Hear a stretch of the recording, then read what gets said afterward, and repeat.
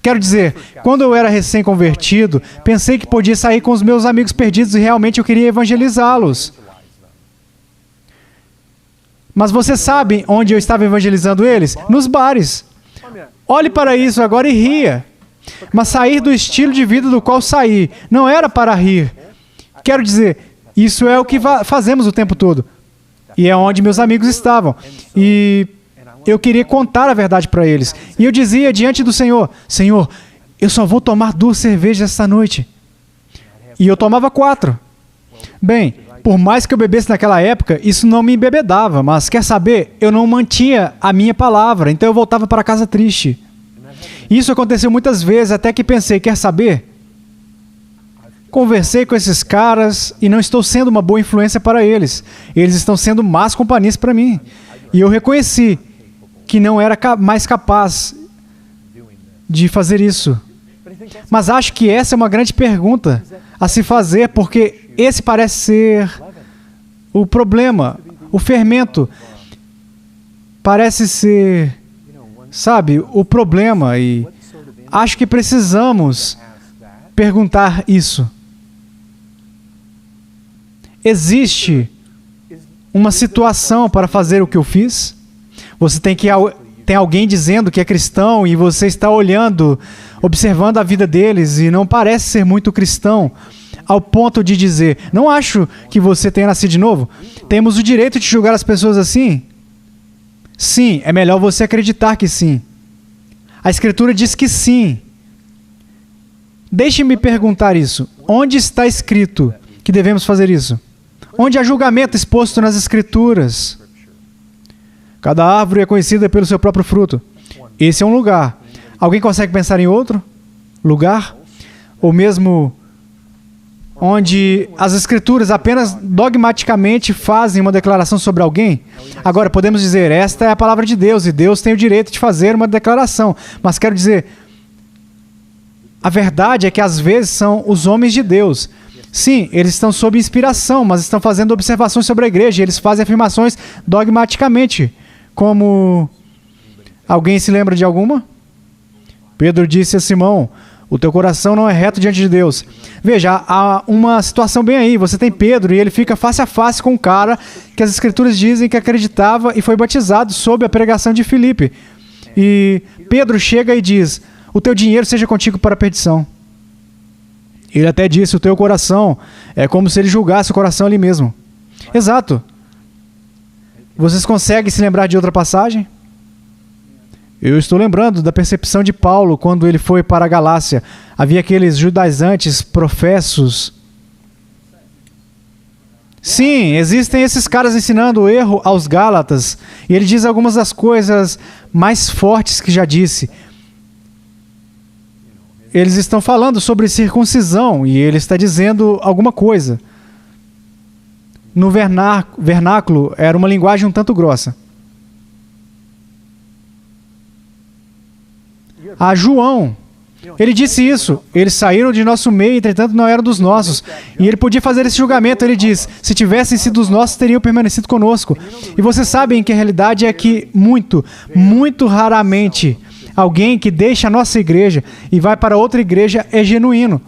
Quero dizer, eles vão embora porque não gostam da igreja, não gostam do ensino, não gostam de alguma coisa. Não estou falando sobre uma transferência ou algo assim, mas eles vão embora porque não gostam de alguma coisa. E vão embora. Muito raramente eles são cristãos legítimos. Na maioria das vezes, essa realidade é verdadeira. Eles saíram de nosso meio, entretanto não eram dos nossos. Sabe? Podemos nos lembrar do Matt. Ele saiu. No começo, a gente esperava o melhor, mas com o passar do tempo, ele disse que não era salvo. É isso que acontece. Mas a Escritura fala dessa maneira. A Escritura fala sobre pessoas que naufragam. A Escritura fala sobre pessoas que não são genuínas. A Escritura fala sobre falsos irmãos. A Escritura fala sobre aqueles que são joio. Ela fala assim. E no que diz respeito a fazermos julgamentos a respeito disso, quero dizer, olhe, muitas vezes os escritores das Escrituras são amorosos. Eles são generosos. Quero dizer, Paulo poderia olhar para os coríntios, mas ele ainda disse isso. Examinai-vos a vós mesmos se realmente estáis na fé. Por quê? Porque alguns deles demonstravam estilos de vida contestáveis. Na melhor das hipóteses. Eu tenho uma pergunta para você. Você acha que existe uma diferença entre alguém que, se você perguntar, ele se intitula um cristão, mas no ambiente de trabalho não confessa que é? Eles não falam a outras pessoas sobre o cristianismo deles, em comparação com alguém que é muito aberto sobre ser um cristão e ainda assim suas vidas não refletem isso? Bem, acho que o grande problema disso é que eles desonram a Cristo. Eles desonram o nome do cristianismo. Se você tem um cristão genuíno no local de trabalho, então você tem alguém que é um falso cristão, e talvez eles ainda falem mais sobre dizer as pessoas que são cristãos.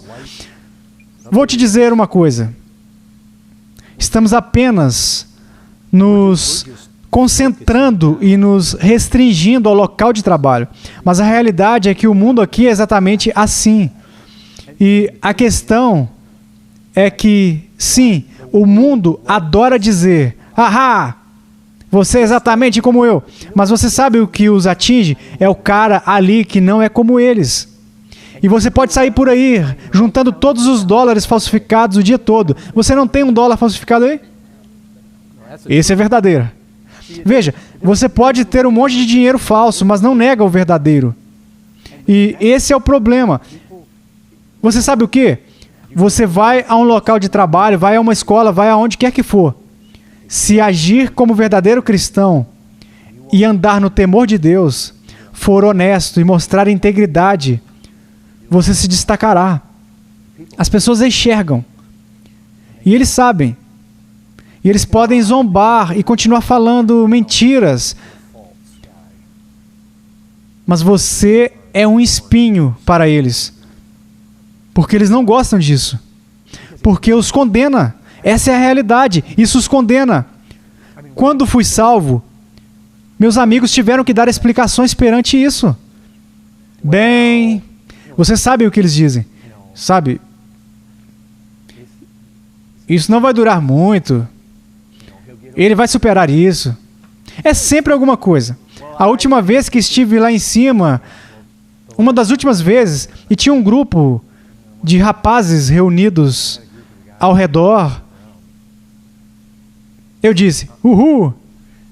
Já se passaram 20 anos e ainda estou seguindo a Cristo." E eles jogaram todas as teorias deles fora.